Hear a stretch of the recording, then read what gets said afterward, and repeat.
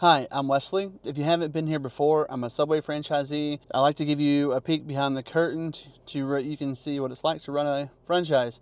I like to give transparent numbers, and today's video is one of my income reports where I share what I made one of the previous months. So I'm super excited to go over this income report, not so much because of the numbers, but to show you some of the major factors that can really affect what your store makes if you get into running a Subway franchise. Probably most franchises, and you'll see what I'm talking about. Before I begin, there are some important things I should go over just to give you a little bit of insight into why the numbers are the way they are. Some things that I need to bring up. So I was closed 3 days this month for partially for my remodel. Some of those other days that I was closed is in February, so that'll be on my next income report. But for January, 3 days. I was closed a fourth day for a snow. We're down in rural Alabama. They do not know how to handle snow here, and when it snows, things close. People are not on the road, so we closed that day. And then we had some really slow days that we were open during that same really snowy and icy period, which also affected things. If you account for those days that we were closed, roughly about 5 affected days total there, it's a missing revenue potential of $4,000 to $5,000, since this store averages about $1,000 per day or more. So we're going to factor that in at the end of the income report when we look at the profit numbers, okay? For Subway weeks in January, there were 4 Subway weeks. Those begin on a Wednesday and on a Tuesday, so we had 4 of those. My weekly fixed cost was $1,219. That's going to be things like rent, water, etc. My average weekly sales for January came out to $7,161. My average weekly payroll came out to $1,672, which accounted for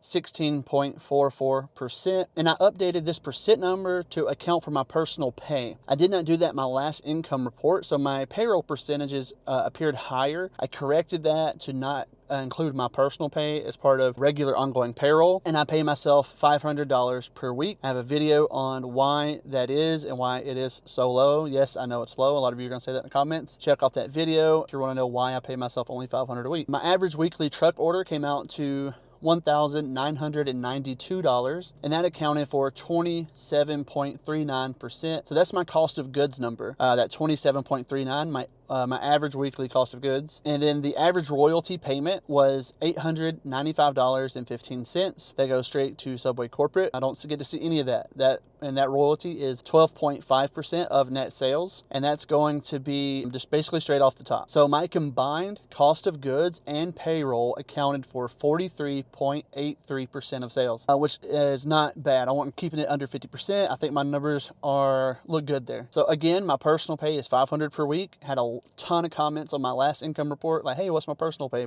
So I ended up making a whole new video on it, which you can go see. The number you're wanting to know, the profit. So January profit was $2,150.73. So this is, I believe it's about the same as December, but the major difference, like I said at the beginning of this video, the days we were closed, those 4 or 5 days there, we were closed. If you account for that, my profit potential, right? Like if we didn't have snowed in days and we wasn't closed for some remodeling days, my profit would have been between $6,000 and $7,000, and that does not account for my personal pay. So you can add if you want to add my personal pay on top of that $6,000 or $7,000, you can. I keep them separate because I keep my personal pay and profit different. Yes, I know it's an S corp. It does pass through. I can pay myself a dividend at the end of the year, etc., etc. I don't pay myself a dividend usually. This money still technically gets taxed like it's mine, but it's just the tax structure is totally different. That's a different topic, different video. If that's something you're interested in, I'm not sure how much of you are going to be interested in tax information. Probably not many. The big takeaway with that is being closed makes a huge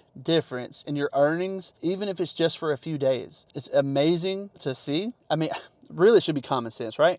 But just to see it in real life, being closed 3 days, if you had a good month and you're in the green, those 3 days would have been mostly profit, right? Because everything's paid for. If you look at it that way, like on a monthly scale, that's an extra $3,000 in your pocket, $4,000 in your pocket, whatever it might have been. In my case, $4,000 to $5,000 extra in my pocket that I just did not get. Definitely want to keep the store open. don't want to be closing days you don't have to be closed. And I was also closed some days at the beginning of February. I think I brought this up a little bit, and that's part of the remodel. It was at the tail end of January, or beginning of February. So you'll see that in my next income report when I do go over February's numbers. It would have been a super great month if not for those being closed days. I'm not mad about it. It is what it is. Totally fine. And I think February is going to be somewhat the same. We're still seeing some upticks, some upward trends and trajectory as things start to get a little bit warmer. Here in Alabama, we had what we like to call a fake spring, I guess. So it warmed up for a little bit and we're back to getting some cold weather. So people are going to hunker back down a little bit, not be out as much. But once we get fully back into the swing of spring, I plan on seeing things boost again. My location has a park across the road from it, and there's a lot of like baseball and things that happen there. So that's going to help with numbers as well. And this store has been awesome. I love everything about running a Subway store. And I got some things coming up that I might share with you guys about promoting somebody to assistant manager. And I'm probably, as many of you know, you ask how many days I work in the store. A lot of you know, or maybe you haven't seen in the comments.